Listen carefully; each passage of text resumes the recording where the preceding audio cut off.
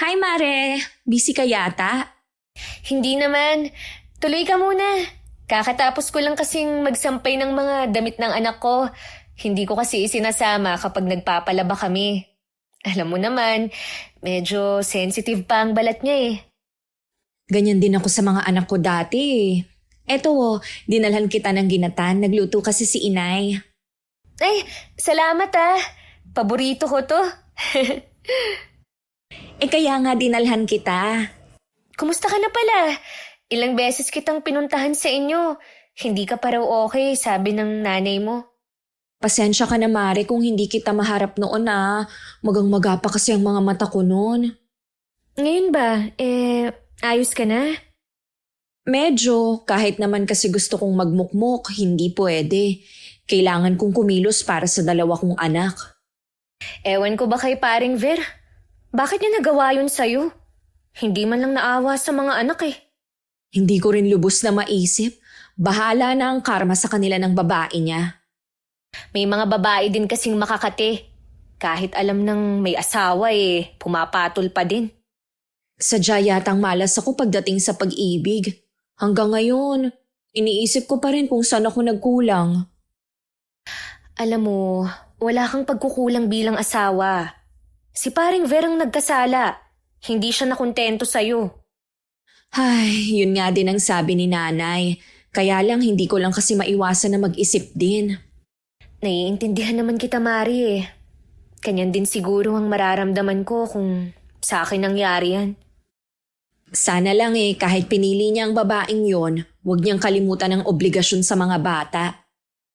Hindi niya pwedeng pabayaan ng mga anak niyo.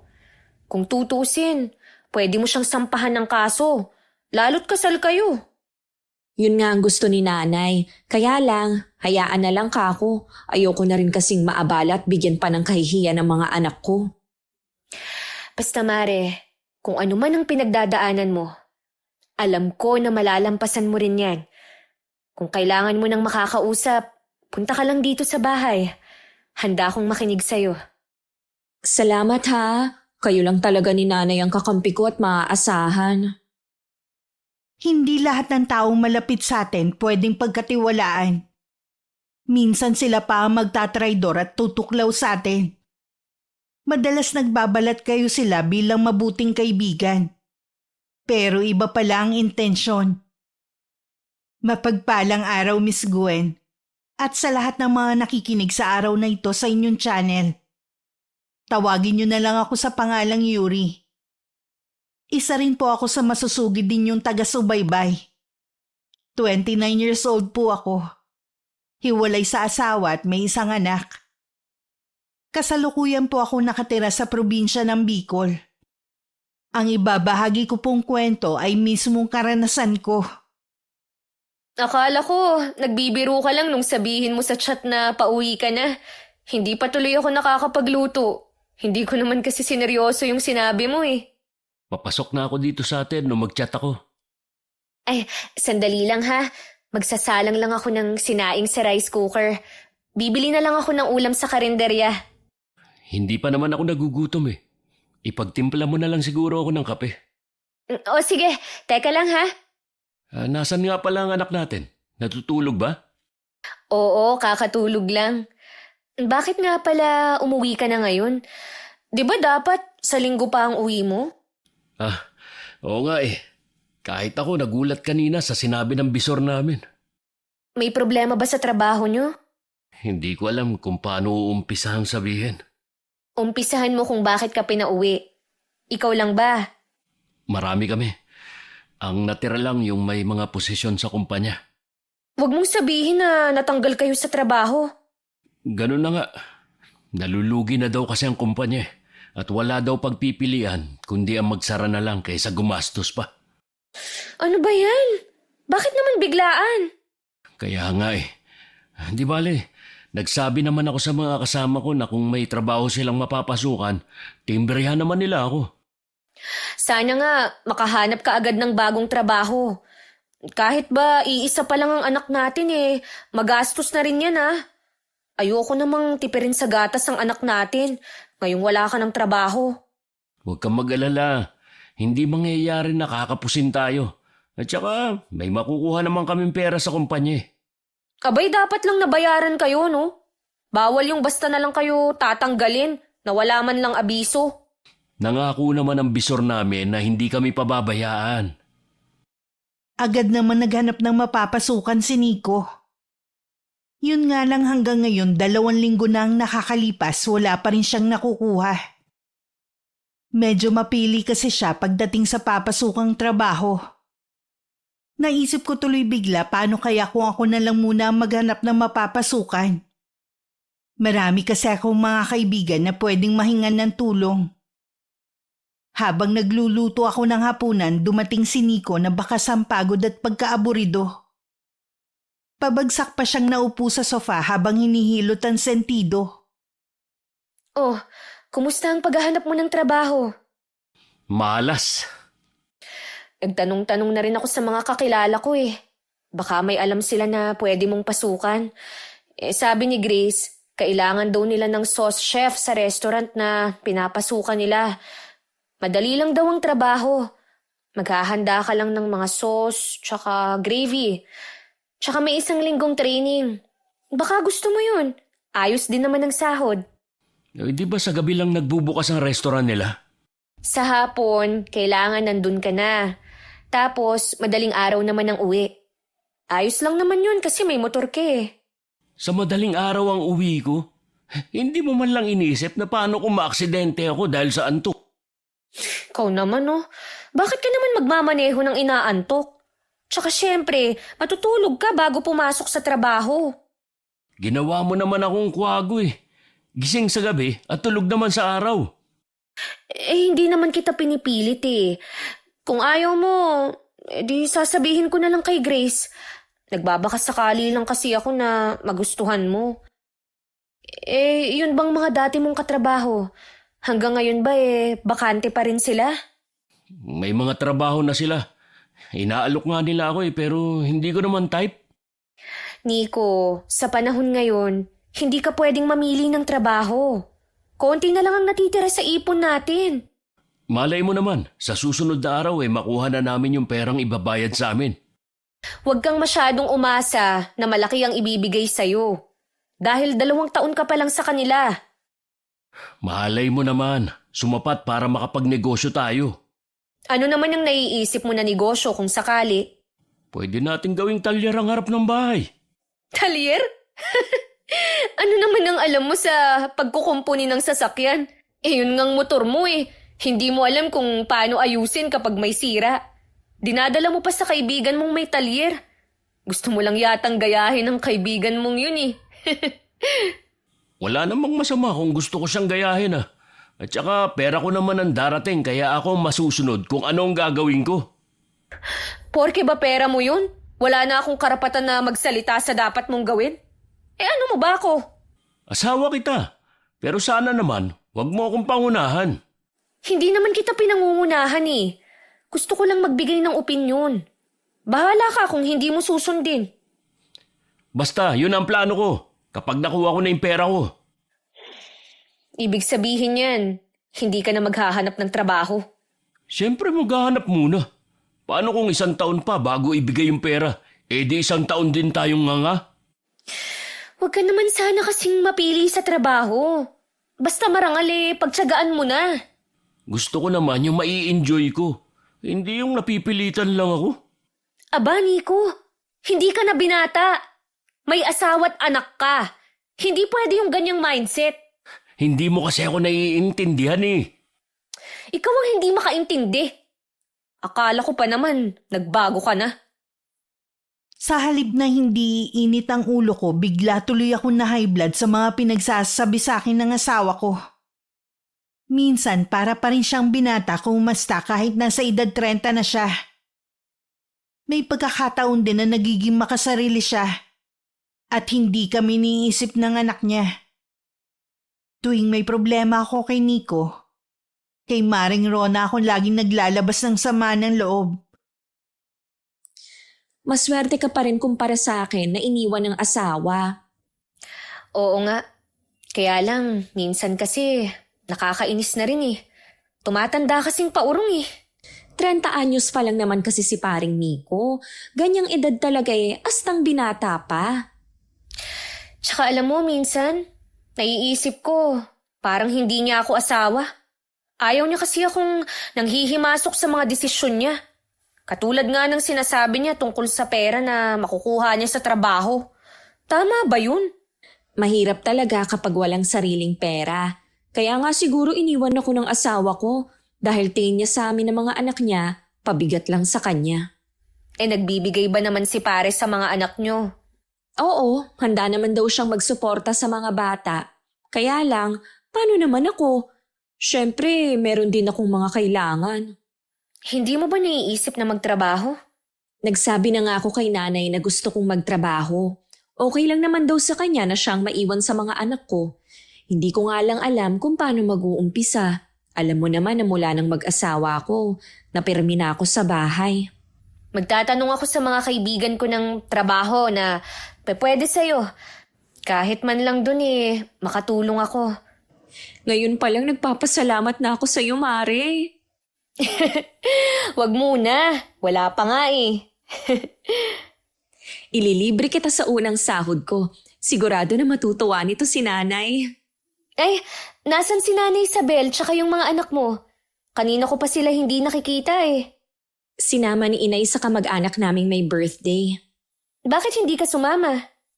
Naku, umiiwas muna ako sa mga kamag-anak namin na wala nang ginawa kundi usisain ako sa paghihiwalay namin ni Ver. May mga kamag-anak talaga tayo minsan na hindi makaramdam. Gusto lang makasagap ng chismis. Sinabi mo pa. Nang makauwi ako sa bahay, agad kong kinuha ang cellphone ko na iniwan kong nakacharge kanina. Isa-isa kong chinat ang mga kaibigan ko at dating mga katrabaho. Desidido talaga akong matulungan ng kumari ko na makahanap ng trabaho. Naaawa din kasi ko minsan sa kwento ni Nanay Isabel. Na kahit nagpapadala ang manugang, kinakapos pa rin sila. Nung gabi, tumawag naman ang kapatid ko na nagtatrabaho sa isang hotel. Naisip ko na rin siyang tanungin at saktong nangangailangan sila ng housekeeping staff. Nirekomenda ko agad ang kumari ko. Sabi ng kapatid ko, papuntahin ko na lang agad. Dala ang requirements nito. Nung matapos ang pag-uusap namin ni Kuya, chinat ko agad si Maring Rona. Pero walang sagot mula sa kanya.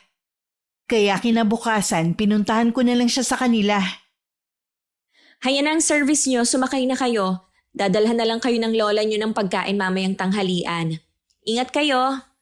Hindi mo ba sila pinababauna na lang? Ay, naubusan kasi kami ng bigas Tinapay nga lang ang inalmusal nila ngayon. Maghahagilap pa kami mamaya ng bigas. Hindi kasi nakautang ng pera si inay sa mga kamag-anak namin kahapon Sa bahay meron pang bigas. Naku, wag na. Buti kung hindi ko alam nakapos din kayo.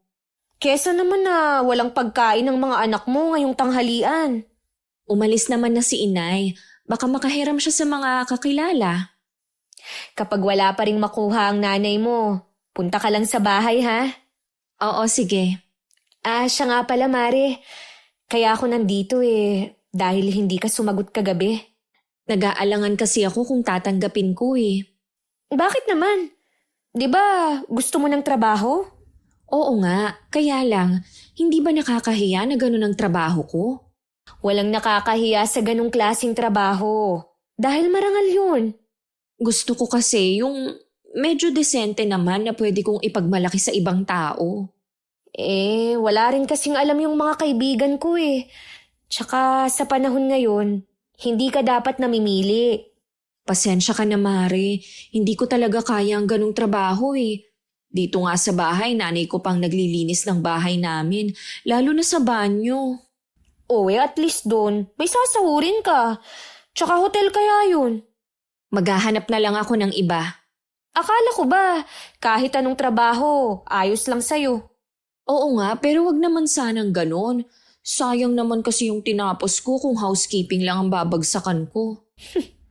Para ka palang asawa ko. Pasensya ka na, Mare, ha, kung sa tingin mo na abala kita. Gusto ko lang kasing makatulong sa'yo. Alam ko naman yun eh. Basta yung hindi ganong klaseng trabaho. Sabihan mo lang ako kapag meron na. O sige, paano? Uuwi na muna ako.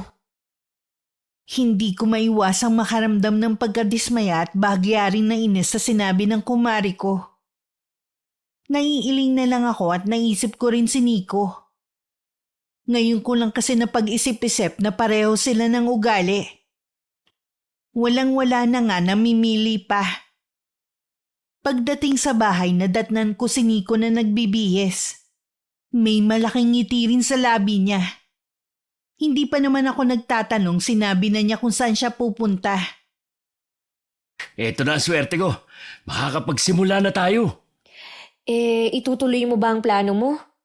Oo naman. Hindi na magbabago ang isip ko. Nakausap ko na nga si Kuya Benny. Siya ang kukunin kong tauhan sa talyer. Ano namang alam ng pinsan mo? Tambay lang naman yun. Kaya nga kukunin ko siya para hindi na maging tambay. O sige, good luck sa plano mo. Bakit parang hindi ka masaya? Masaya naman ako na makukuha mo na yung pera mo sa pinasukan mong kumpanya. Hindi ka lang masaya sa plano ko. Di ba nag-usap na tayo? Ayaw mo naman kasi akong pakinggan eh. Sa bagay, sabi mo nga, pera mo yan. Pera ko naman talaga eh. Huwag ka mag-alala. Bibigyan naman kita para makabili ka ng gusto mo. Sige na, baka mahuli ka pa sa lakad mo. Mag-iingat ka ha. Madulas pa naman ang daan ngayon dahil umulan kagabi. Salamat. Uuwi din ako agad. Malaki rin naman na nakuwang retrenchment pay ng asawa ko at mga kasama niya kahit nalugi ang kumpanyang pinasukan nila. Gaya ng plano nito kapag nakuha ang pera, magtatayo siya ng talyer sa tapat ng bahay namin. Kitang-kita ang saya at excitement sa mukha ni Nico ng mga sandaling yun. Ako lang yata ang hindi masaya. Katuwang niya sa talyer ang pinsan niyang si Kuya Benny na matanda ng konti sa kanya. Pero binata pa rin hanggang ngayon. Matulin na lumipas ang mga araw. Habang abala si Nico sa talyer niya, ako naman sa pag-aalaga ng anak namin na 2 taon pa lang. Babad din ako sa mga platform na pwede kong makuhanan ng mga ekstrang trabaho. Oh, bakit nandito ka na? Nakakatamad tumambay sa talyer. Wala namang gagawin eh. Wala bang customer? Wala naman laging customer. Kung meron man, puro taga rito lang din. Mahigit 1 buwan na rin ang talyer ah. Hanggang ngayon, hindi mo pa rin nababawi yung nagastos mo. Ganito lang talaga dahil nag-uumpisa pa lang naman ako. Sana nga, sa mga susunod na araw dumami na ang customer. Sana nga, dahil paubos na ang pera natin. Kung nakinig ka sana sa akin, dapat, Wag mo na ako sisihin pa, pwede? hayaan mo na akong magsalita. Kasi huling beses na rin akong magsasalita tungkol sa talyer mo. O sige, sabihin mo nga kung ano mali sa naging desisyon ko sa pagpapatayo ng talyer. Una, wala ka naman talagang alam pagdating sa sasakyan. Tapos itong pwesto mo, hindi naman talaga daanan ng mga sasakyan eh. Pwede siguro kung sa tabi ng highway. Tsaka, wala ka naman talagang alam sa negosyo eh. Ang kinuha mo pang katuwang, wala rin namang alam. So, ibig sabihin, malulugi ako, ganun ba? Ano pa nga ba? Yun na nga ang mangyayari. Ayaw mo lang tanggapin. Ay, dapat pala nakinig na lang ako sa'yo sa simula pa lang. Ikaw hindi mo man lang binibigyang halaga ang pagiging asawa ko. Susubukan ko magpatulong sa kaibigan ko kung ano magandang gawin. Mas gusto ko na magtrabaho ka na lang, kesa ituloy mo yung talyer mo. Maghintay pa tayo. Malay mo naman, may magawa pa akong paraan para maisalba. Okay, ikaw ang bahala. Siya nga pala, dadalawin ko lang si Tia Constancia. Nag-chat kasi ang ate ko na masama raw ang pakiramdam. O sige, ihahatid ko na kayo. Nagdala lang ako ng ilang pirasong damit naming mag-ina. Bala ko kasing sa bahay ng tiyahin ko kami mag-overnight. Ginagawa ko naman yun dati at wala namang problema kay Nico. Ilang minuto lang naman ang biyahe papunta sa bahay ng tiyahin ko. Pagkahatid nga sa amin, hindi na bumaba ang asawa ko at umalis na rin agad. Bago tumuloy sa bahay ni Tia Constancia, tinanaw ko muna ang paglayo ni Nico. Hanggang sa mawala siya sa paningin ko. Pagharap ko sa bahay, sakto namang nakadungaw ang tiyahin ko sa may bintana. Agad din naman siyang umalis doon. Ano bang dahilan bakit naisip mo kung dalawin ngayon? Bakit po kayo nakatayo? Dapat po, nagpapahinga kayo. Siguro si Mildred na nagsabi sa'yo na dalawin ako, no? Nabanggit niya po kasi na masama ang pakiramdam niyo. May sipon lang ako. Ang ate mo talaga OA mag-alala. Alam niyo naman po si ate eh, malapit sa inyo. Kung wala nga daw siyang trabaho, sasamahan niya kayo eh. Ayos na ang pakiramdam ko. Huwag mo lang ilapit sa akin ang apo ko at makamahawa. Ilagay mo muna siya sa kuna dyan. Hindi ko naman yun nililigpit eh. Sige po. Kumusta na nga pala kayo? Hanggang ngayon hindi pa rin marunong humarap sa akin ang asawa mo. Ayos lang naman po kami. Ay, siya nga pala. Pasensya na po kayo kung hindi na bumaba ng motor si Nico ah. Nagmamadali po kasi siya dahil walang tao sa talyer. Nabalitaan ko nga na nagtayo daw ng talyer ang asawa mo. May alam ba siya sa mga sasakyan ha? May katuwang naman po siya. Yung pinsan niyang si Kuya Benny. Ano bang pumasok sa kukote ng asawa mo? Bakit talyer pa dito sa lugar natin? Ilan lang naman ang may sasakyan dito ah. At hindi naman sikat ang talyer niya para dayuhin. Pinagtalunan na po namin yan eh. Hindi pa man siya nakakapagtayo. Nanghihinayang din kasi ako sa pera na nakuha nila dun sa kumpanya eh. Yun nga lang po, ayaw niyang makinig sa akin. Nag-asawa pa siya kung hindi naman niya pinapahalagahan ng sinasabi mo. Hinayaan ko na lang po. Pera naman niya yun eh. Huwag na nga natin pag-usapan ng asawa mo talyer niya. Wala ka bang balak magtrabaho? Gusto ko po sana. Kaya lang maliit pa si Shelo. At saka, ayoko pong ipagkatiwala siya sa ibang tao. Tama rin yan. Kung ako nga lang malakas-lakas pa pwede akong mag-alaga. Ayoko naman po na makaabala sa inyo. Pero naghahanap naman po ako ng pwedeng pagkakitaan kahit nasa bahay lang ako. Diyan ako bilib sa'yo, iha. Kahit nasa bahay ka lang, dumidiskarte ka pa rin. Kailangan po lalo na't mabilis lang po ang panahon. Baka mamalayan na lang natin, nag-aaral na si Shelo.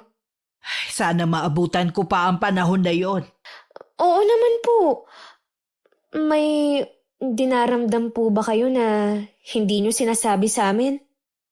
Baka akala mo bumabata pa rin ako. 70 na ako. Ang bilis talaga ng taon. Parang kailan lang po malakas kayo at hindi pa puti ang mga buhok. Nagpapasalamat na rin ako na inabot ko ang ganitong edad. Oo nga. Hindi lahat pinapalad katulad ng mga magulang namin. 3 lang kami magkakapatid. Si Ate Mildred ang panganay. Si Kuya Rene ang sumunod at ako ang bunso. Maaga kami noon naulila nang halos magkasunod mamatay ang aming mga magulang. Mula nga noon si Tia Constancia na nagpalaki sa amin. Nakilala sa pagiging masungit at istrikta. Pero may mabuting puso sa amin. Dahil mabait naman ang anak ko at naiiwan mag-isa sa kuna, ako na lang muna ang gumawa sa bahay ng tiyahin ko. Mag-isa na lang kasi siya sa bahay mula nang magkaroon kami ng kanya-kanyang pamilya. Matandang dalaga siya kaya walang sariling pamilya. Samantala, nagpaalam muna si Kuya Benny na uuwi muna sa kanila total wala namang customer. Naiwan naman nakaupo lang ang asawa ko sa labas ng bahay. Malalim din ang iniisip niya kaya hindi niya namalayan ang pagdating ng kumari naming si Rona. Ang lalim ng iniisip mo ah. Ikaw pala, Maring Rona. Kanina ka pa ba dyan? Kadarating ko lang. Malayo pa nga lang ako. Nakita ko ng malalim ang iniisip mo. Nahuli mo pa tuloy akong tulala. May problema ba? Wala naman. Si Yuri ba ang sadya mo? Naku, wala siya rito eh. Hinatid ko kanina sa bahay ng Tia Constancia niya. Pinapayagan mo pa pala siya na pumunta sa tiyahin niyang yon. At kasama pa ang anak niyo. Oo naman, wala naman ako nakikita masama. Tsaka yun ang nag-alaga at nagpaaral sa kanya noon. Kung ganun, hindi ka naniniwala sa mga sinasabi ng mga tao na mangkukulam ang tiyahin niya? Bakit ba naniniwala ka sa mga taong walang magawa? Eh ako nga mismong asawa ng pamangkin niya, hindi naniniwala eh. Sa bagay nga, hindi naman napatunayan ng bintang sa kanya. Sa panahon ngayon, wala nang mangkukulam. Eh ano nga pala sana sadya mo kay Yuri? Itatanong ko sana sa kanya kung may trabaho na siyang nahanap para sa akin. Akala ko meron na siyang inalok sa iyong trabaho. Ah, yun bang housekeeping? Naku, hindi ko type ang ganung trabaho eh. Yun lang ba inalok sa'yo? Oo eh. Kasi nung isang araw, yung mga anak ni Aling Lita, inalok niya ng trabaho. Ayun, ilang araw nang pumapasok. Wala siyang nababanggit eh. Ang tagal na rin kasi naming hindi nagkikita. Hindi kaya nagtampo ang kumare ko sa akin? Bakit naman siya magtatampo? Tumanggi kasi ako sa trabahong inaalok niya. Isinabihan niya ako na namimili pa. Grabe talaga ang asawa ko magsalita. Pagpasensya mo na lang siya. Naiintindihan ko naman. Naghahanap na rin naman ako ng trabaho. Yun nga lang kapag walang baker, ang hirap makapasok. Sinabi mo pa. Kaya bilib ako minsan sa asawa ko eh. Kasi lahat na lumalapit sa kanya, alam niya na maipapasok niya. Nagkakaroon agad ng trabaho. Marami kasi siyang kakilala eh. Baka naman pwede mong kausapin si Maring Yuri. Alam mo naman sigurong kalagayan naming mag-iina. Kahit nagbibigay si Ver, hindi naman sapat. Tumatanggap na nga ng labada ang nanay ko para makaraos kami araw-araw. Huwag ka mag-alala. Pag uwi ni Yuri, kakausapin ko siya. Salamat ha. Sige, uuwi na ako. Magluluto pa kasi ako. Tumagal pa kami ng 2 araw sa bahay ni Tia Constancia. Namiss ko kasi siya kaya parang ayoko pang umuwi. Dumating naman ang ate ko at nakapag-usap kami sandali.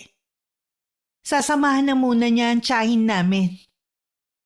Nagpasundo na ako bandang hapon kay Nico. Gaya ng dati, hindi na siya bumaba ng motor niya. Pagdating sa bahay, agad na binanggit ni Nico ang pagpunta ng kumare namin. Ano raw ang kailangan sa akin? Tinatanong kung may trabaho daw na pwede sa kanya. Wala pa eh. Yung mga trabaho naman na alam ko eh, yung mga ayaw niya. Akala niya nagtatampo ka. Eh kasi naman, may trabaho na pwede sa kanya. Nag-iinarte pa. Pwede naman siyang umalis kung talagang ayaw niya eh. Wala na nga silang makain eh. Mahirap naman kasi yung ipipilit mo yung gusto mo kung ayaw naman ng tao. Hindi ko naman siya pinilit eh. Wala na nga lang siyang aasahan sa akin. Dahil lahat ng alam ko, siguradong aayawan niya. Eh di kausapin mo na lang siya. Umaasa kasi ang kumari natin. Oo, kapag may oras ako. May ginagawa pa kasi ako eh. Ano ba pinagkakaabalahan mo? Napapansin ko lagi kang nagkukulong sa kwarto at nagsasalita mag-isa. Gumagawa kasi ako ng mga content para dun sa mga produkto na prinopromote ko. Tapos, nilalagyan ko ng voice over. Eh, malay mo, may mga bumili. Eh di kikita pa ako. Ay sana nga kumita ka para hindi lang akong gumagastos dito sa bahay. Sabihin mo nga, nagrereklamo ka na ba sa pagbuhay sa amin ng anak mo, ha? Hindi naman sa ganun. May trabaho naman kasi ako dati eh. Pinatigil mo ko dahil sabi mo, kaya mo kaming buhayin. O eh bakit ngayon nagrereklamo ka? Hindi ako nagrereklamo Alam mo kasi, ubos na yung pera natin. Sino ba kasi ang may sabi sa'yo na ilagay mo lahat ng pera mo sa talyer, ha? Wala ka naman kasing alam sa pinasok mong negosyo eh. Tapos pinagpipilitan mo pa. Ayan tuloy. Bakit mula noon hindi mo man lang ako masuportahan sa mga gusto kong gawin? Paano kita susuportahan? Kung sa umpisa pa lang alam ko ng palpak na. Kaya palpak kasi negatibo na agad yung iniisip mo. Parang ako pang sinisisi mo sa nangyayari dyan sa talyer mo Ilang beses na kitang sinabihan, pero hindi ka nakinig. Makalabas na nga lang. Yan! Diyan ka rin magaling. Ang umiwas kapag nasusukol na. Ayaw mo kasing umamin sa kapalpakan mo. Tuloy-tuloy na lumabas ng bahay si Nico. Wala na rin ako sa mood na ituloy ang bala kong gawin. Kaya tinabihan ko na lang muna ang anak ko sa higaan hanggang makatulog siya. Samantala, mag-isa naman nakaupo ang asawa ko sa ilalim ng puno ng sampalok, sa bakanting lote na may kalayuan sa amin. Pero tanaw naman sa bahay ng kumari naming si Rona. Nang makita nga siya ng babae, hindi na siya nag-atubiling lapitan ng asawa ko. Bakit pa tuwing nakikita kita, lagi na lang malalim ang iniisip mo? Oh, ikaw pala, Mare. Pwede mo akong sabihan ng problema mo, pare. Wala akong problema. Nagpapahangin lang ako rito. Huwag ka nang magkaila pa. Kitang-kita sa mukha mo eh. Ay, nagtalo kasi kami ni Yuri. Normal lang naman sa mag-asawang nagtatalo. Alam ko, kaya lang kasi napuno na rin ako kanina. Lahat na lang kasi ng gawin ko at plano ko sa buhay. Lagi niyang kinokontra. Hindi man lang niya ako masuportahan sa gusto kong gawin. Siguro tungkol sa talyer ang pinag-awayan nyo, no? Umpisa pa lang kasi, tutol na siya sa plano ko. Kung ako ang asawa mo, magiging proud pa ako sa'yo. Bihira na kasi sa lalaki na ganyan mag-isip. Talaga ba? Kahit pumalpak ang talyer? Unang subok mo pa lang naman yan eh. Hindi lang naman ikaw ang nabigo sa ganyang negosyo. At least, sinubukan mo. Kesa naman naubos lang sa barkada at luho ang pera mo. Mabuti ka pa. Naiintindihan ako. Hindi ka tulad ni Yuri. Imbis na palakasin niya ang loob ko, puro pa sermon ang inaabot ko. Huwag mo na lang sanang iparating kay Maring Yuri ha. Pero napansin ko kasi sa kanya, ang liit ng tingin sa atin.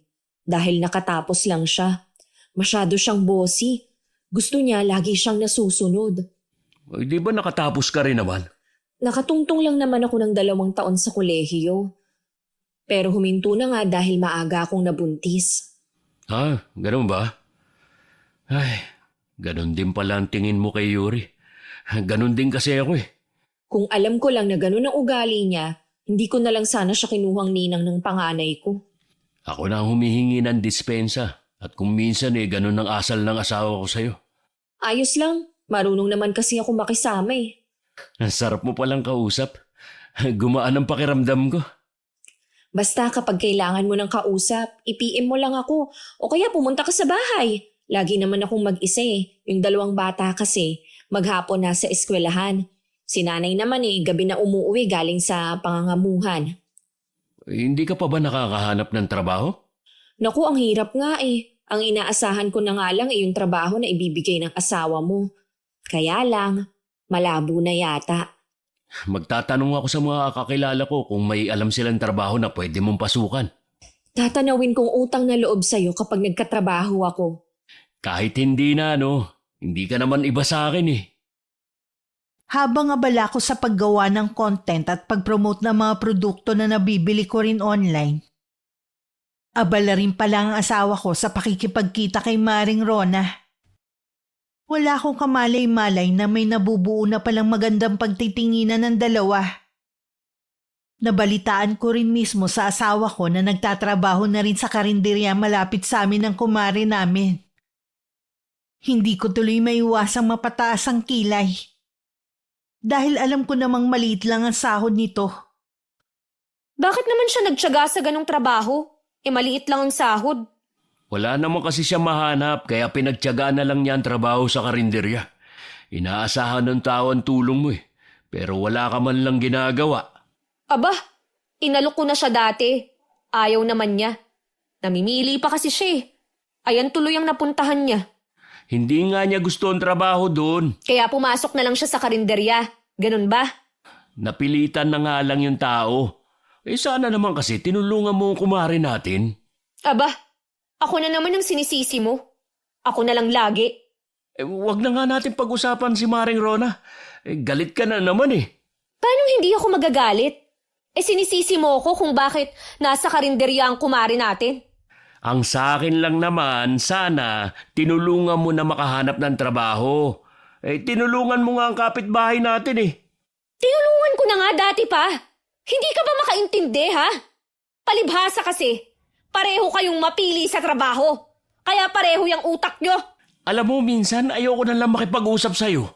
Lagi kang galit eh. Kahit sino magagalit kapag ikaw ang kausap. Oh, saan ka na naman pupunta? Maghanap ng kausap na hindi magagalit sa akin. Akala ko pupunta lang siya sa pinsan niyang si Kuya Benny. Doon lang naman siya tumatambay kapag wala siyang ginagawa. Yun pala, sa karinderya siya tumuloy para magpalamig ng ulo. May ilang linggo na nga palang sarado ang talyer. Hindi man lang nabawi ang ginastos niya. Parang hinipan lang ang hangin na labis kong pinanghihinayangan. Samantalang siya baliwala lang. Hindi na rin siya naghahanap ng trabaho. Mabuti na lang tinutulungan ako ni Ate Mildred. Habang hindi pa ganun kalakas ang pagiging affiliate ko. O pare, anong ginagawa mo dito? Kakain ka ba? Oo. Ano ba ang merienda nyo? Meron ditong sotanghon, pansit at sopas. Pansit na lang. Pampahaba ng buhay. O sige, pahintay na lang ha. Soft drinks, gusto mo? Oo ba? Samahan mo na rin. Anong oras ka nga pala uwi? Maaga akong makakauwi ngayon. Konti na lang kasi ang tinda namin eh. Oh, eto na ang pansit mo. Sigurado na magugustuhan mo. Akong nagluto eh. Sigurado yan. Bakit nga pala nandito ka ngayon? Gusto kasi kita makita eh. Lagi naman tayong nagkikita eh. Hindi kasi sapat yung ilang oras lang. Mabuti pa kumain ka na lang dyan. Baka kasi marinig tayo ni Aling Luisa. Matalas pa naman ang pakiramdam ng matandang yun. Basta mamaya ha, sa dati pa rin. Oo, teka lang ha. May parating na mga customer. Dahil abala sa pag-uusap ang dalawa, hindi na nila napansin na si Tia Constancia ang isa sa mga customer na dumating. Nakilala lang siya ni Maring Rona nang tanggalin niya ang alampay na nakatakip sa kanyang ulo at muka. Aling Constancia, kayo pala, bibili po ba kayo? Sa tingin mo, bakit ako nandito? Ano po ang bibilhin nyo? Isang balot ng pansit para humaba pa ang buhay ko. Sige po, pahintay na lang po. O Nico, nandito ka pala. Bakit ka pa dito nagmemeryenda, hindi sa bahay niyo? Kwan po kasi napadaan lang ako dito para kumain. May take out naman po ako para sa mag-ina ko eh. Pabuti naman. Hindi kasi magandang tingnan na nagpapakabusog ka dito. Samantalang ang mag-ina mo nasa bahay lang.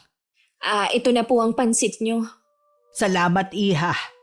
O paano, Nico? Mauna na ako sa'yo. Opo, mag-iingat po kayo. Ay, grabe ang kaba ko. Narinig kaya niya tayo? Hindi naman siguro. Ngayon lang siya bumili dito. Sinadya niya kaya dahil nakita ka? Baka dati pa siyang suki nung wala ka pa rito. Uminom ka nga muna ng tubig. Namumutla ka eh. Maiwan na muna kita. Dumadami na mga customer. Napansin kong tuwing hapon laging umaalis si Nico at gabi na umuwi. Kapag tinatanong ko naman siya, lagi niya sinasabi na pinupuntahan lang niya ang trabahong inaalok sa kanya. Halos 2 buwan na rin siyang walang trabaho.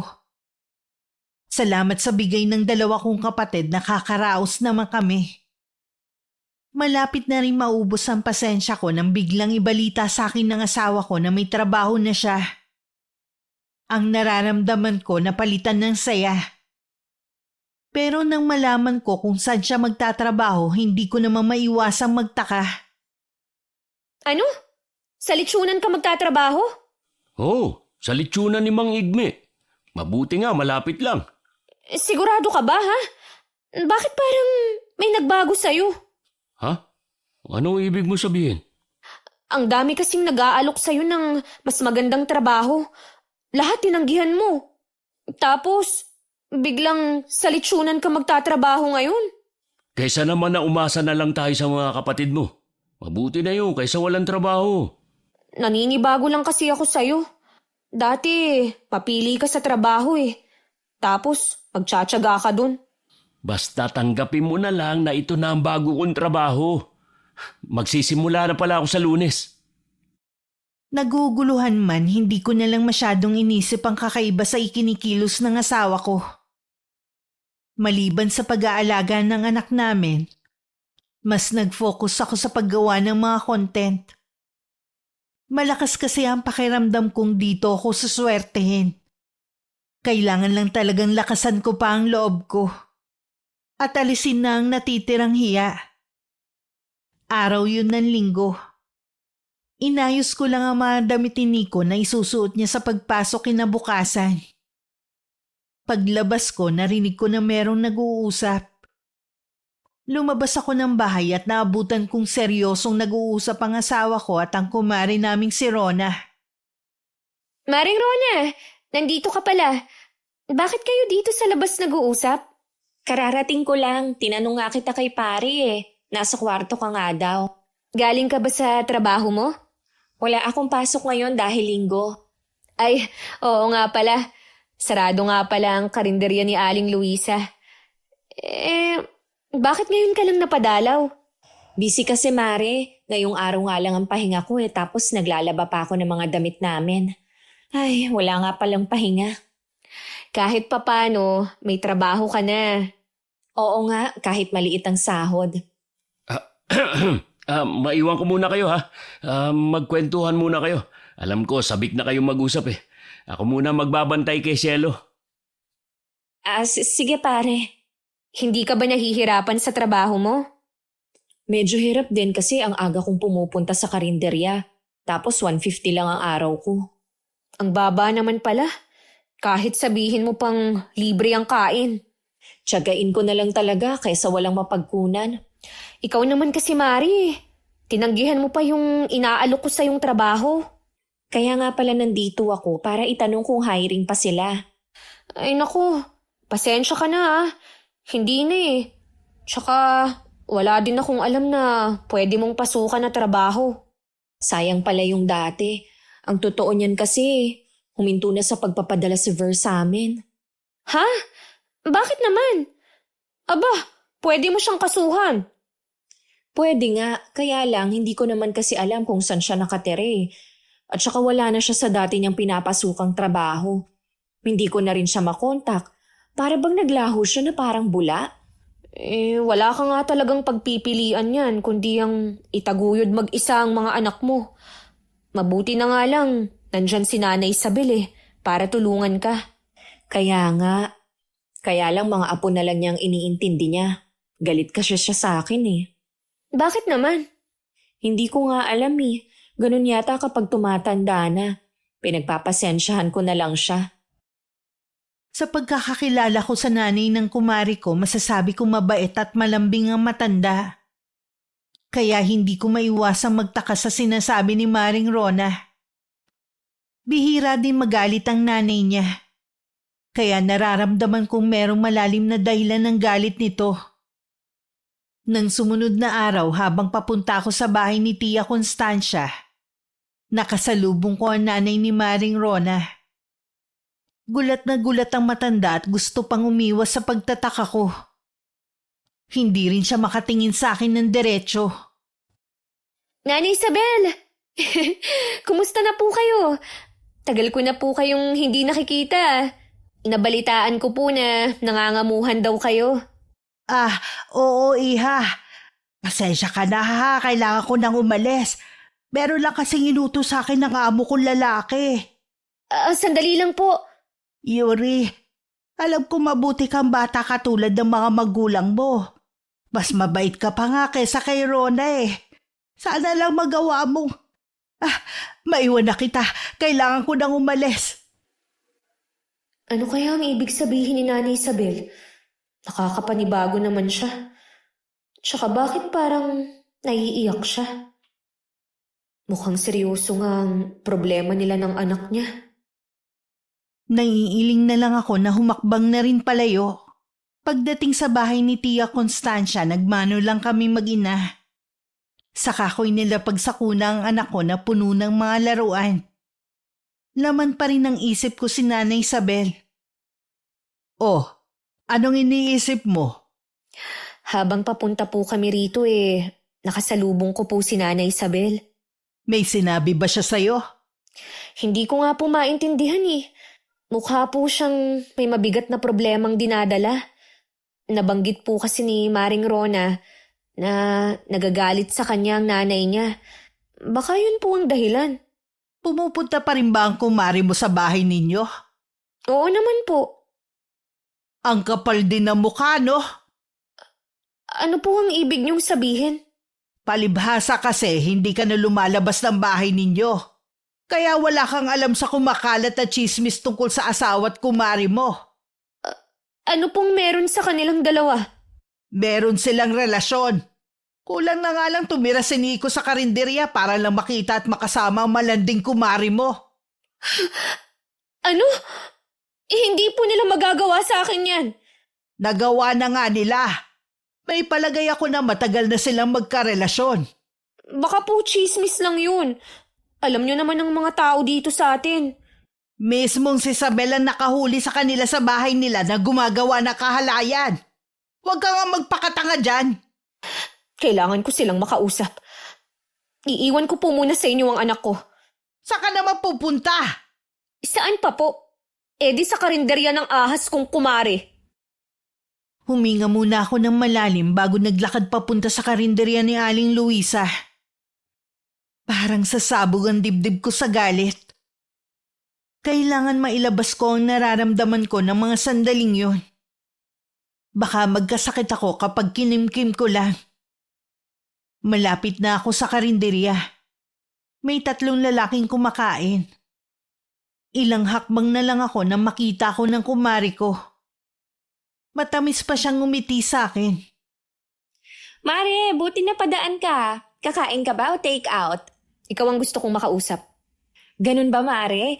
Siguro may nahanap ka ng trabaho na pwede sa akin, no?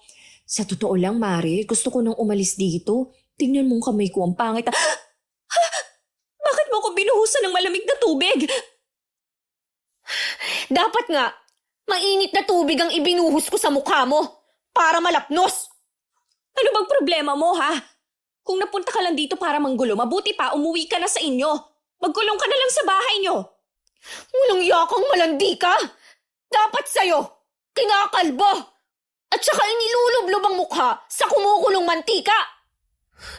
Akala mo siguro, habang buhay niyo akong maluloko ni Nico? Hindi ko alam ang sinasabi mo. Kung may problema kayo ni Nico, kayo mag-usap at huwag nyo na akong idamay pa.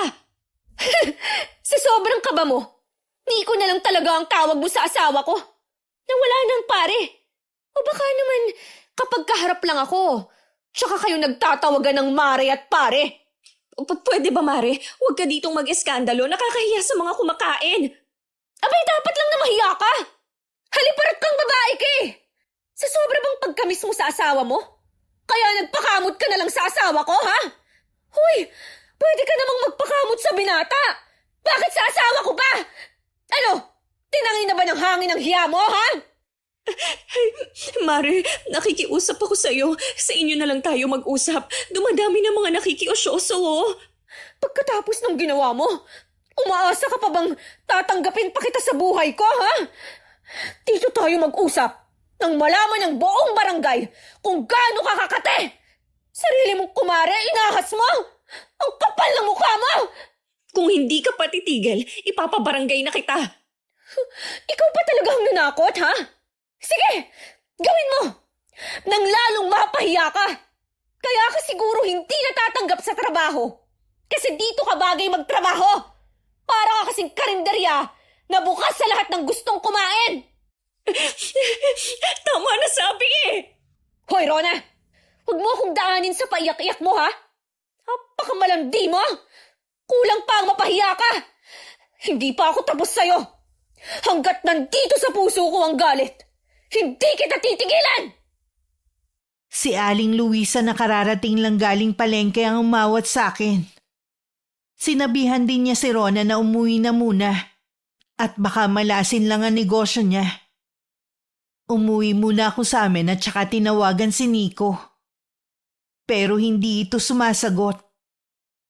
Nag-chat na lang ako na kapag hindi siya umuwi, pupuntahan ko siya at doon ako sa trabaho niya mag-e-eskandalo. Alam ko naman kasi na kaya ayaw niyang sagutin ang tawag ko dahil naunahan na ako ni Rona sa pagsusumbong sa kanya. Makalipas ang 1 oras, dumating na rin si Nico. Sinalubong ko naman siya ng mag-asawang sampal at pinagsusuntok ko sa dibdib. Ano ka ba? Tumigil ka nga. Para kang baliw. Walang yoko, Nico! Ako pa ang baliw sa paningin mo? Sino ba namang matino ang susunod sa karinderya at magwawala doon? Sige nga. Tama nga ako. Kaya ka natagalan na makauwi. Dahil pinakinggan mo muna ang sumbong sa'yo ng malanding babae na yon. Alam mo may trabaho ako. Hindi agad ako makakaalis. Sinungaling! Bahala ka kung ayaw mo maniwala sa akin.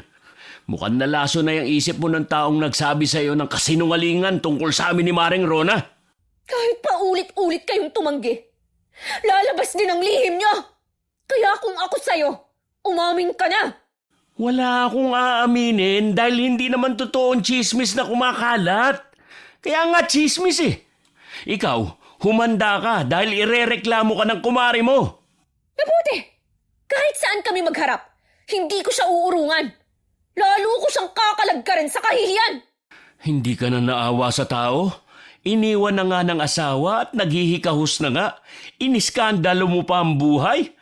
Alam mo ba na pwede siyang mawalan ng trabaho? Wala akong pakialam. Kasi hodang gumapang man siya sa putek. Paano mga anak niya? Hindi ka man lang ba naaawa, ha? Sana kasi, bago siya lumandi, iniisip niya rin ang kapakanan ng mga anak niya. Hindi yung puro kakatihan lang ang iniisip niya. Tama na nga pag-uusap natin to. Sarado naman ang isip mo sa paliwanag eh. Ayoko na ng mga paliwanag mo. Ang gusto ko, umamin ka. Huwag ka nang magpalusot. Wala akong aaminin dahil wala akong ginagawang masama. Sige lang, magsinungaling ka. Para kahit nandito ka pa sa lupa, sinusunog na ang kaluluwa mo. Malamig na titig lang ang ibinigay sa akin ni Nico bago siya lumabas ng bahay. Napakuyom na lang ang 2 kong kamao. Alam ko na magkikita sila ni Rona. Parang nakikinita ko na ang magiging tagpo nila. Aaluin ng asawa ko ang babae habang magkayakap. Mga hayop! Mga taksil! Magbabayad din kayo!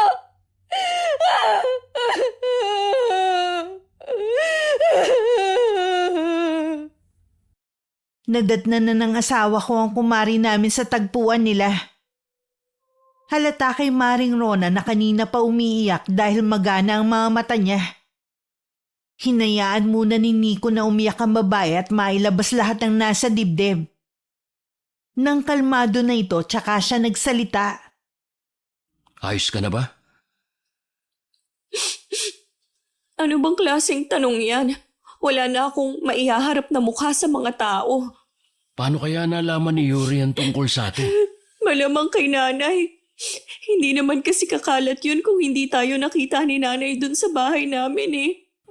Hindi man lang naawa sa'yo nanay mo. Hindi talaga. Tapos ako pa rin ang sinisisi niya kaya tama lang ang nangyari sa akin. Nasaksihan pa pala niyang ginawa ni Yuri sa karinderya. Basta kahit ano mangyari, hindi tayo aamin, ha? Kahit pa mismong nanay mo ang tumistigo laban sa atin. Oo, basta mangako ka sa akin na hindi mo ko iiwan ha. Pangako, hindi kita iiwan. Magpapalamig lang tayo. Hayaan muna natin na makalimot ang mga tao dito sa lugar natin. Ano yan? Wala na akong trabaho. Paano ng mga anak ko?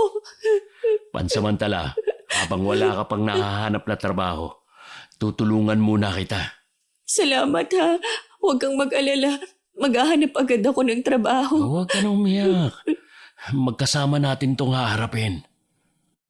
Mula nang mabuko ko ang asawa ko at ang kumari namin na may relasyon, naging malamig na ang pagsasama namin ni Nico. Walang araw na hindi kami nag-aaway. Gustuhin ko man na magkaayos kami kahit man lang para sa bata. Nahihirapan pa rin ako na patawarin siya. Nararamdaman ko kasing hanggang ngayon hindi pa rin niya pinuputol ang relasyon nila sa kabila ng patuloy niyang pagtanggi. Binibigyan din niya ako ng dahilan para pagdudahan siya. Katulad na lamang ng sahod niya. Oh, bakit ito lang? May mga binayaran din kasi kung utang eh. Tapos kumuha na rin ako ng panggas ng motor. Mahigit sa kalahati ng sahod mo ang nawawala? Huwag mo nga akong gawing tanga. Alam ko na ibinigay mo lang sa babaeng malandi na yon. Bakit ko naman ibibigay sa kanya ikaw ang asawa ko? Ang tibay mo rin eh, no? Ang tibay talaga ng sikmura nyo. Kasi hanggang ngayon, niloloko nyo pa rin ako. Uy, saan ka pupunta? Bitiwan mo ako! Huwag mo akong pigilan!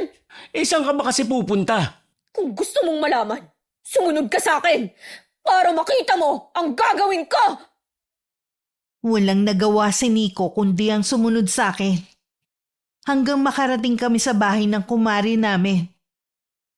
Kasalukuyan siya nagwawalis nun. Nang makita ko na parating akmang papasok sa loob ng bahay, binilisan ko naman ang paglalakad ko. Subukan mong pumasok sa loob ng bahay nyo. Sisilaban ko yan para maranasan mo ang impyerno! Ayoko ng gulo, Yuri. Alam mo, Rona, mabuting ikaw na rin mismo ang pumutol sa pagiging magkumari natin. Hindi ko na rin kasi masikmura na tawagin kang Mare. Tapos, iisang lalaki lang ang pinagsasaluhan natin. Pasmado ba talagang bunganga ng asawa mo, ha? Mabuti pa ilayo mo na siya dito. Baka kung ano pang magawa ko sa kanya. Ikaw pa ang matapang ngayon, ha? Talagang pinatutunayan mo lang. Nakabit ka!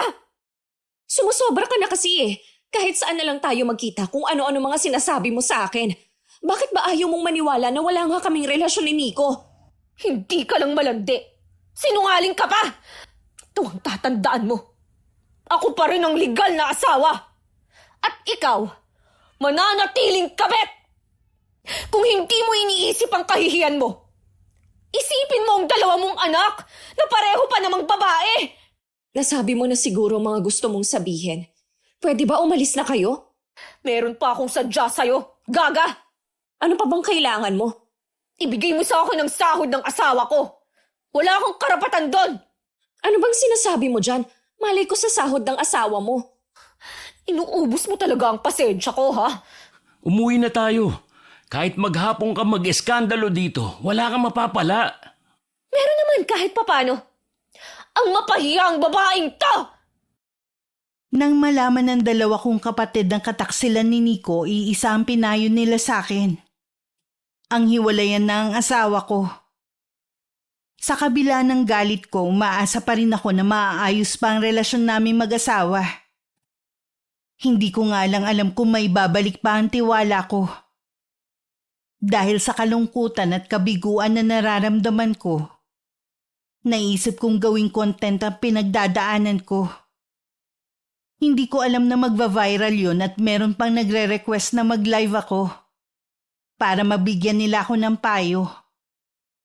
Ginawa ko nga yun. Iisa lang ang sinabi ng lahat. Hiwalayan ko na ang asawa ko. Dahil minsan sa pagsasama daw hindi sapat ang pagmamahal lang. Siguro nga tama sila. Mas lalo ko lang kasing sinasaktan ng sarili ko. Ako lang ang laging umiiyak. Samantalang sila, nagpapakasaya kapag magkasama. Nang mga oras na yun, may problema ring kinakaharap sina Nico at Rona. May palagay sila na hindi na nila maitatago ang relasyon nila. Dahil sa kalagayan ng kumare namin. Nagdadalang taon na kasi siya at si Nico ang ama.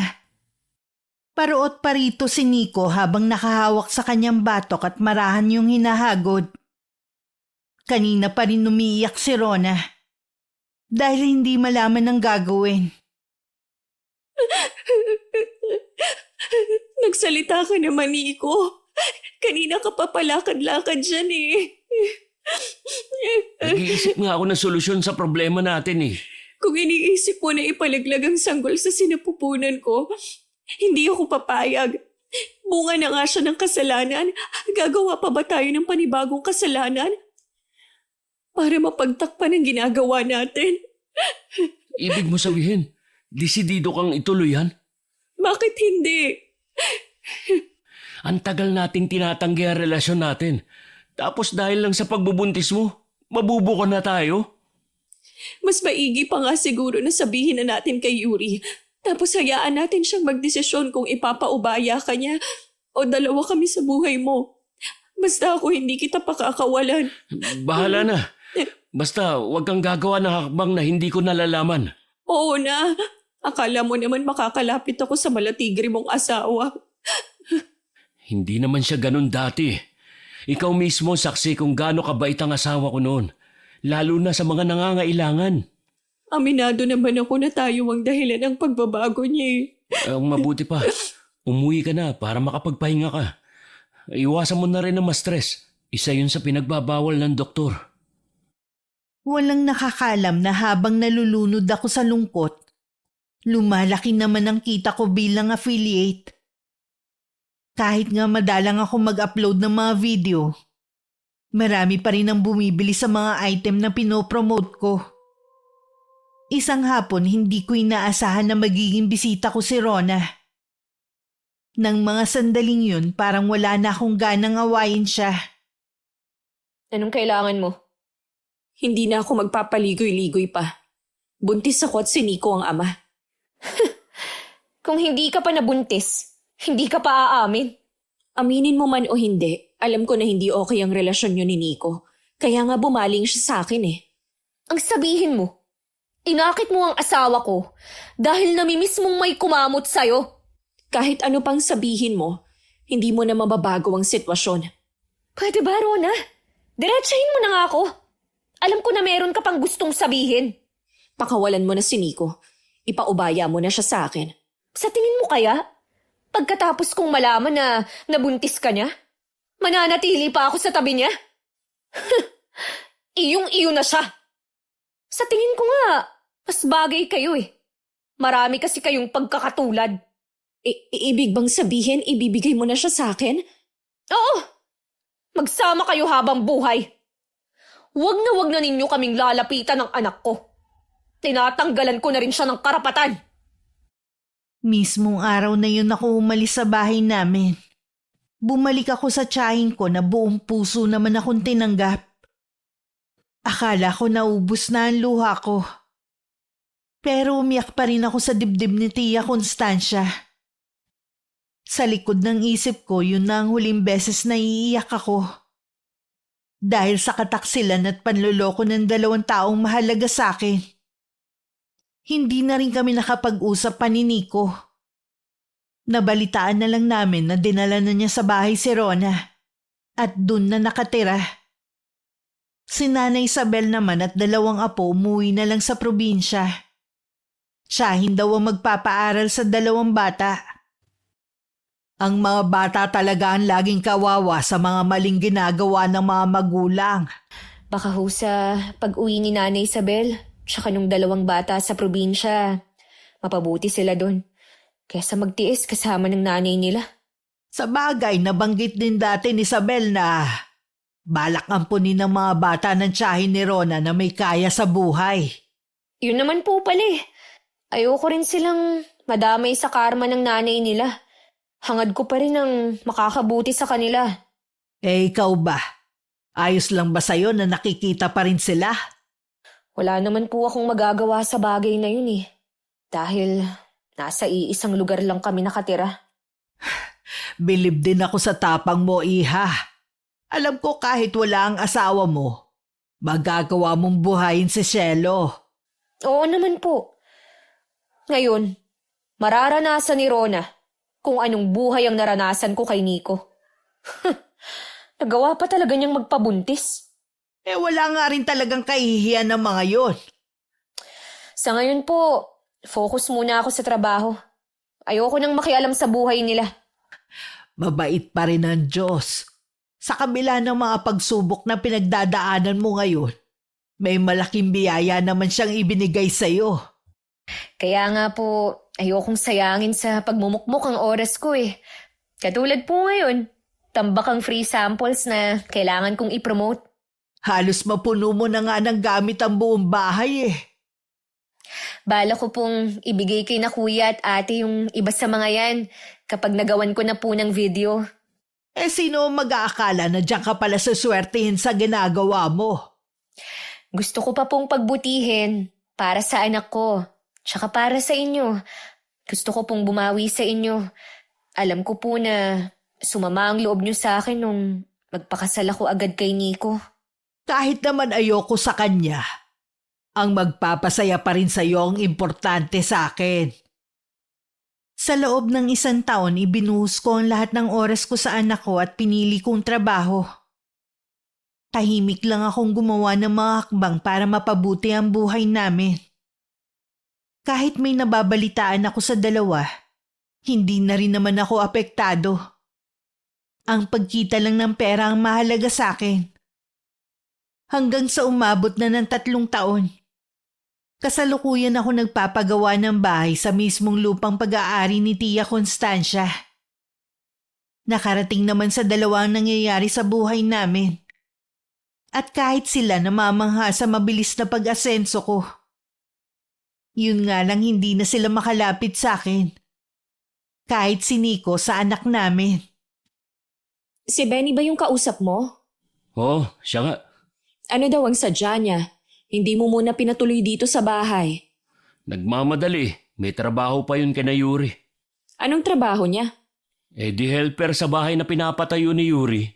Nakita ko nga ang ipinapagawang bahay ng ex mo. Ang laki naman masyado, parang 3 lang naman silang titira. Tsaka balita ko, sa mamahaling eskwelahan nag-aaral ang anak niyo. Sa kanya naman yun eh. Siya naman ang gumagastos. Sana naman ipakilala ka sa anak mo. Balang araw makakatulong sa'yo si Shelo. Mula nung maghiwalay kami, hindi ko na nakita ang anak ko. Hindi ko nga alam kung alam niyang ako ang ama niya. Sinong mag-aakala na sa palaging pagkukulong sa loob ng bahay ng asawa mo aasenso siya? Malakas nga ang kutob ko na kaya malakas ang loob niyang makipaghiwalay sa akin noon dahil kumikita na siya. Mautak din talaga. Ayaw niyang may makahati sa kita niya. Nagsisisi ka na ba na ako ang pinili mo? Wala na naman ako magagawa, nandito na eh. May isa na tayong anak at buntis ka pa ngayon. Yun na nga Hanggang ngayon hindi ka pa rin nagbabago. Kontento ka na lang sa buhay na meron tayo. Anong gagawin ko? Mailap ang swerte sa atin eh. Baka ito na ang karma natin. Lalo tayong inilulubog. Ikaw naman kasi, imbis na tulungan ako sa paghahanap buhay, nagbuntis ka ulit. Hindi ko naman ginusto to Tayo ang gumawa nito. Ang akin lang naman, sana nagkontrol ka. Ang lapit lang ng health center eh. Nahihiya kasi akong pumunta dun.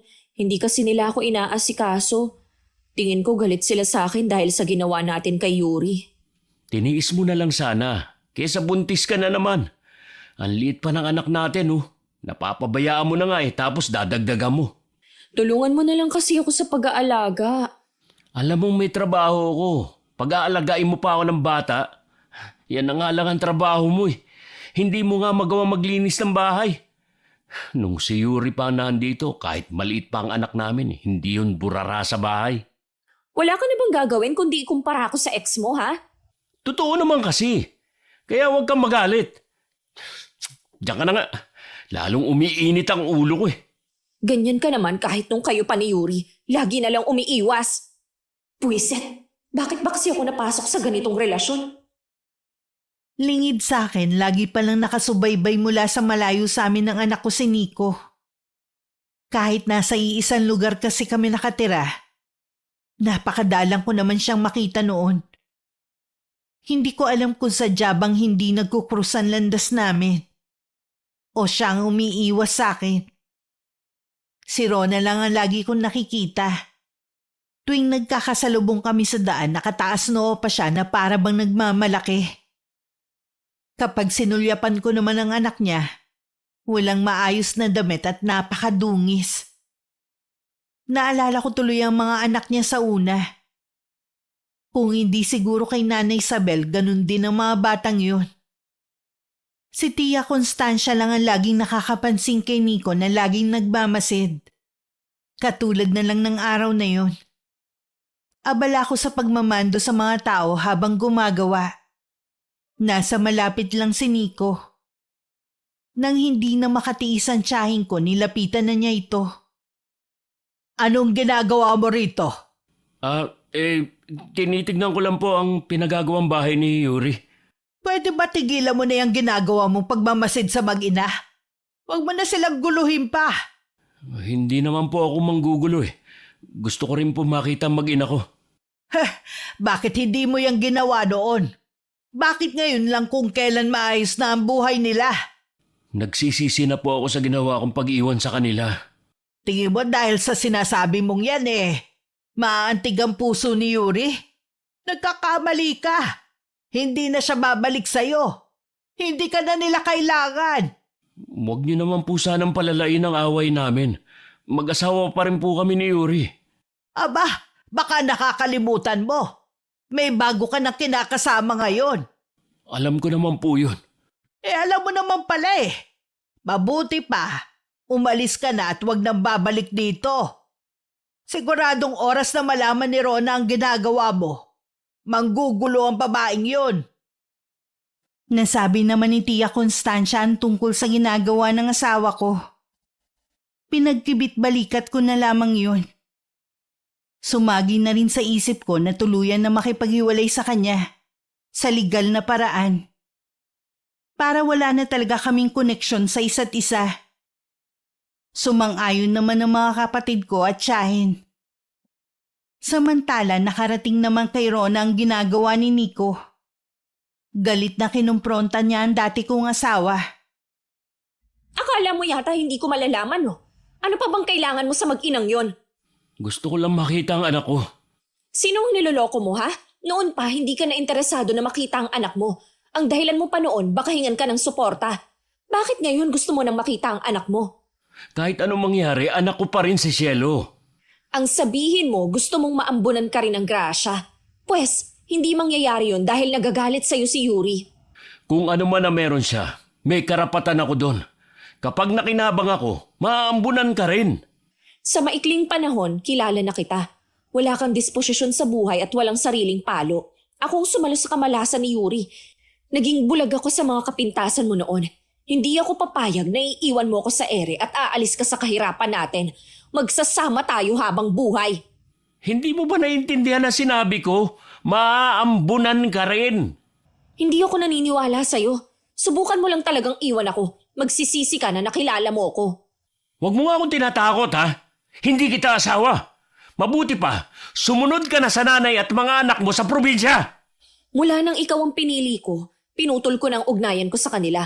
Tapos pasusunurin mo ako sa kanila? Nagiging pabigat ka na eh. Imbis na matulungan mo ko, hindi. Dahil buntis ka na naman ngayon. Ano bang klaseng utak meron ka? Lagi pa naman kitang ipinagtatanggol kay Yuri noon, pero tama pala lahat ng mga sinabi niya sa'yo. Hindi ko alam kung sadyang palpak ka lang lagi sa mga desisyon mo o sadyang malas ka. Tumigil ka na nga. Naririndi na ako sa kakabunganga mo eh. Etong tandaan mo, hindi ka na makakawala sa akin, kaya tigilan mo na yung mga plano mo. At isa pa, hindi ka rin naman babalikan ni Yuri dahil wala naman siyang mapapala sa'yo. Baka imbes na lalo pa siyang umangat, hilahin mo pa pababa. Sa kabila ng pagbabanta ni Rona, hindi pa rin tumigil si Nico. Umaasa siya na kapag nakausap ako, lalambot ang puso ko at makikipagbalikan ako sa kanya. Nung una hindi ko nalang pinapansin. Dahil abala ako sa bahay na ipinapagawa ko hanggang matapos to. Minsan narinig kong umiiyak si Cielo. Kaya itinigil ko muna ang pag-voice over ko. Lumabas ako at nakita ko nga si Nico. Natatakot ang anak ko sa kanya. At pilit nagtatago sa likod ni Tia Constancia. Ano ba? Tinatakot mo ang bata eh. Hindi ka nga niya kilala. Kaya nga po nagpapakilala ako eh. Bakit ngayon lang kasi pagkatapos ng 3 taon? Nahihiya kasi ako dahil malaki naging kasalanan ko. Sinong niloloko mo? Hindi ka nga nagpapakita dahil natatakot kang hingan na suporta ni Yuri. Yun ang totoo. Pwede po ba? Huwag kayong makialam sa amin ng pamilya ko. Ang kapal na mukha mo. Hindi mo na pamilya mag-ina. Si Rona at ang anak niyo ang pamilya mo ngayon. Mabuti pa umalis ka na. Alagaan mo ang asawa mong buntis. Iiwan ko na po sila. Gusto ko na pong mabuo ang pamilya ko. Gusto mo nang mabuo ang pamilya natin? Yuri, kanina ka pa ba dyan, iha? Opo, narinig ko ang lahat ng sinabi ng lalaking to. Seryoso ako sa sinabi ko, Yuri. Mahal ko kayong mag-ina. Patawarin mo na ako sa mga nagawa kong kasalanan sa inyo. Magsimula muli tayo. Akala mo ganun kadali? Matagal ka ng burado sa buhay naming mag-ina. Hindi na kita kailangan. Alam ko naman kung anong habol mo eh. Asawa mo pa rin ako. Kung anong meron ka, may karapatan din ako. Grabe ka, Nico. Saan ka ba kumukuha ng lakas ng loob para sabihin yan, ha? Gusto ko lang naman magkaayos tayo eh. Kung hindi mo ako titigilan, sasampahan na lang kita ng kaso sa pangangaliwa mo. Huwag mong kakalimutan. Malakas ang ebidensya ko. Tsaka kaya ko rin magbayad ng abogado. Eh ikaw, kaya mo ba? Nakikiusap ako sa iyo, Yuri. Huwag mo akong dramahan. Dahil hindi mo na ako mapapaniwala dyan. Hindi naman talaga ang pangangaliwa ko ang dahilan kung bakit mo ako iniwan. Aminin mo man o hindi, kumikita ka nun, kaya ka nagmamalaki. Ayaw mo akong makinabang sa kita mo. Madamot ka! Wala rin akong pakialam kung ano man ang gusto mong isipin sa akin. Hindi kita titigilan. Hindi ako papayag na masaya ka habang ako naghihirap. Babalikan ko kayo. Ano bang klaseng lalaki ang pinakasalan mo, iha? Lahat na yata ng pangit na katangian sinalunan niya. Kung nahihirapan man sila ngayon, karma na yun sa kanila. Sa palagay ko, hindi ka niya titigilan. Bakit hindi muna kaya kayo lumayo ni Shelo? Doon muna kayo sa ate mo. Okay lang po ba kayong mag-isa rito? Dadalaw na lang ako sa inyo. Sana naman makapag-isip na rin si Nico. Mas kailangan siya ni Rona ngayon. Hindi ko maiwasang isipin na biktima rin si Rona ng asawa mo. Hindi niya siguro akalain na dadanasin din niya ang naranasan mo. Mas malala sa kanya dahil wala rin siyang sariling diskarte. Pinili niya po kung ano ang buhay na meron siya ngayon. Hindi ko na po problema yun. Sa totoo lang, nawalan na ako ng simpatsya sa kanya. Lalo na't siya pa itong nagmamalaki sa akin. Sabi ni Tia Constancia ilang beses pa raw bumalik si Nico sa bahay. Lasing pa raw kung minsan. Nagtawag na raw siya ng tanod para mapaalis ito. Hindi naman nagugustuhan ni Rona ang ginagawa ni Nico. Tuloy ang nararamdaman niyang pagmamahal rito unti-unting napapalitan ng poot. At inggit naman sa akin. Humanda kayo sa aking dalawa. Hindi ako makakapayag na gawin niyo sa akin to. Lalo ka na, Nico. Dumayo pa sa isang baryo si Rona para puntahan ang kakilala ng nanay niya na mangkukulam. Humingi siya rito ng tulong kapalit ng sanggol na nasa sinapupunan niya. Buhay din kasi ang gusto nitong maging kapalit. Gusto niya magdusa kami ni Nico. Dahil pakiramdam niya kami ang may kasalanan sa nangyayari sa kanya.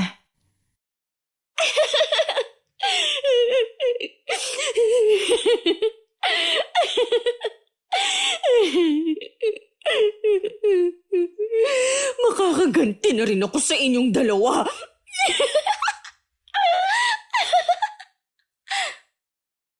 Nagsawa na lang si Rona sa pagsasabi kay Nico na tigilan na ako. Pero ayaw pa rin sumuko ng lalaki. Kahit pinag-uusapan na silang dalawa, patuloy pa rin siya sa pagpunta sa bahay. Paalis na naman sana ng araw na yun si Nico nang bigla na lang siyang nanghina at sumuka. Inalalayan naman siya ng kinakasama para maupo. Ayos na ba ang pakiramdam mo? Hindi pa. Ang sakit na yung tiyan ko. Parang merong bagay sa loob ng katawan ko. Wala ka na kasing tigil sa pag-iinom mo eh. Wala pa naman tayong pera pampa-check up. Kung magkasama lang sana kami ni Yuri, kahit sa ang ospital dadalhin ako nun. Talaga bang siyang pinipili mo? Alam mong siya ang asawa ko. Sige, pinapalaya na kita. Uuwi na kami ng anak mo kina nanay. Talaga bang pinapalaya mo na ako? Oo, mahirap naman kasi kung magsasama pa tayo Nawala na ang pagmamahal mo sa akin. Huwag ka mag-alala. Kapag kami na uli ni Yuri, padadalang kita sa inyo. Aasahan ko yan. Alam mo naman na manganganak na ako. Ang kailangan ko na lang makausap siya. Yun nga lang, paano mo pala siya makakausap kung wala siya dyan? Ang balita ko, matagal pa bago siya bumalik o hindi na muna yata titira sa bahay na pinagagawa niya. Tuso talaga ang babaeng yun. Pero hindi ako papayag na hindi ako makinabang sa pera niya. Mabuti pa nga ang mga kapatid niya tinutulungan niya at tiyahin. Kapag nagkabalikan kami, mararanasan ko na rin na maginhawang buhay. Habang hindi pa kayo nagkakaayos ni Yuri, siguro mananatili muna ako sa tabi mo. Salamat. Hindi mo ako pababayaan. Mabuti pa magpahinga ka na muna. Tsaka mo na lang puntahan si Yuri sa kanila. Pero mula nun hindi na umayos ang lagay ni Nico. Lagi na lang siyang nakahiga at nakatingin sa labas ng bintana. Nangangalumata na rin. Dahil hindi siya makatulog sa gabi. Humpak ang mga pisngi at tuyot ang mga labing namumutla. Wala pa kaya si Yuri sa kanila? Wala pa nga, ayon sa napagtanungan ko, mukhang gagawin na lang nila na bakasyonan ng bahay nila dito. Hindi kaya sinasabi mo lang yan para hindi na ako pumunta sa kanila? Bakit ko naman yun gagawin ha? Nagkasundo na tayo, di ba? Kung wala kang tiwala sa akin, ipapatawag ko si Benny para siyang magsabi sa'yo. At magpasama ka rin sa bahay ni na Yuri para malaman mo kung nasan siya. Hinang-hina na ako. Pakiramdam ko mamamatay na ako. Sinasabi mo lang yan dahil ayaw nang makipagbalikan sa'yo ni Yuri. Totoo. Tuwing gabi, pakiramdam ko may humihigop sa lakas ko. Pakiramdam ko laging may nagmamasid sa akin. Akala mo lang yun. Wala pa naman tayong pera para pampacheck up sa doktor. Gumawa ka naman sana ng paraan. Sa pagkain nga ng anak natin, nahihirapan na ako maghagilap Sana bumalik na si Yuri. Siya na lang ang pag-asa ko. Sabi ng pinsan mong si Benny, kalimutan mo na si Yuri. Baka dahil daw sa kanya kaya ka nagkakasakit. Huwag na lang kamo siyang makialam kung yun lang ang sasabihin niya. Nagmamalasakit lang naman sa iyo ang pinsan mo. Iwan mo muna ako. Gusto ko lang matulog sandali. O sige, dito lang ako sa labas ha. Nang makalabas si Rona tsaka nagmulat ng mga mata si Nico, dahan-dahan din siyang tumayo at lumabas ng kwarto. Kahit nangihina, pinilit niyang makalabas ng bahay. Sa likod siya dumaan dahil nasa harapan ng kinakasama at kasalukuyan nagsasampay. Malayo-layo na siya sa bahay nang makasalubong niya ang pinsan na naggulat sa itsura niya. Nagpasama pa siya sa bahay namin. Pero ang tiyahing ko lang ang nadatnan nila. Nagulat din si Tia Constancia sa itsura ni Nico. Naramdaman agad niya na may mali rito. Hindi na rin siya nagdalawang isip na papasukin ng dalawa. Unang tingin ko pa lang sa'yo alam kong may kumukulam na sa'yo. May pag-asa pa po ba akong gumaling? Lahat gagawin ko para mapagaling ka. Marunong po kayong manggamot? Oo, pero matagal na akong tumigil. Alam mo bang meron din nagtangkang kumulam kay Yuri? Mabuti na lang naagapan ko nung dalawin ko sila. Sino po kaya ang may gawa nito sa amin? Iisa lang ang may matinding galit at inggit kay Yuri. Hindi kaya si... Huwag ka muna magsalita. Gagamutin na kita. Naisalba ni Tia Constancia ang buhay ni Nico. Para lang siyang nagdahilan at sa isang iglap bumalik ang kanyang lakas. Wala na rin siyang inaksayang oras. Bumalik siya sa bahay nila at nadatnan niyang nag-iimpake ang kinakasama. Saan ka pupunta, ha? Tatakas ka, no? Hindi, Nico. Sinungaling! Tatakas ka dahil alam mong nabuko ka na sa ginawa mo. Hindi ko alam ang sinasabi mo. Hindi ka ba nagtataka kung bakit ako gumaling? Ha? Dahil natalo ang taong kumukulam sa akin. Nico, hayaan mo na lang kaming umalis na mag-ina. Papayagan ko kayong umalis. Pero wag na kayong babalik dito. Ayoko na kayong makita kahit ang anak ko sa'yo at yung pinagbubuntis mo. Isa lang ang anak natin. Wala nang buhay ang nasa sinapupunan ko. Karma na yan sa ginawa mo. Anak natin ang nagbayad. Patawarin niyo ako ni Yuri. Nabulag ako ng matinding galit at selos sa kanya. Umalis ka na lang. Habang kaya ko pang pigilan ang sarili ko. Umalis ng araw na yun si Rona kasama ang anak nila ni Nico. Makalipas ang 1 buwan, bumalik na rin ako sa bahay. Patuloy pa rin sa pangungulit sa akin si Nico. Pero hindi ako nagpatinag. Buo na ang desisyon ko na hindi na siya muling tanggapin sa buhay namin ng anak ko. Hanggang isang araw nagdesisyon na siya na tanggapin ang trabaho sa malayo para makalimot. Ang pagpapatawad hindi kailangang tanggapin muli sa buhay natin ng taong nanakit sa atin. Sa mga dumanas ng katulad ng aking karanasan, minsan mas maiging piliin pa rin natin ang magpatawad sa mga taong nanakit sa atin. Hindi para sa kanila, kundi para sa ikatatahimik ng puso't isipan natin.